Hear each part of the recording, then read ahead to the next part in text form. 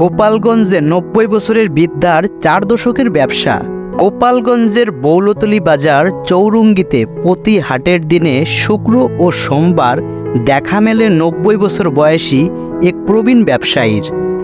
নাম তার শামসুর, বাড়ি ভেড়ারবাজার এলাকায় হলেও গত ৪০ বছর ধরে তিনি নিয়মিত বৌলতলী হাটে এসে ব্যবসা চালিয়ে যাচ্ছেন। অসাধারণ বিষয় হলো বয়স ৯০ পেরোলেও তিনি এখনও সক্রিয়ভাবে ব্যবসা করে চলেছেন। ছোট্ট একটি জায়গায় বসে তিনি বিক্রি করেন সুই সুতা, ইঁদুর ও তেলাপোকা মারার ঔষধ, কটন বার্ড, চিরুনি, দাঁতের ব্রাশ সহ নানা ধরনের ছোটোখাটো পণ্য। স্থানীয়রা জানায় তাদের শৈশবকাল থেকেই শামসুরকে এই স্থানে ব্যবসা করতে দেখা যায়। গ্রামের অনেকে তাকে বৌলতলী বাজারের অন্যতম পুরানো মুখ হিসেবে চেনেন।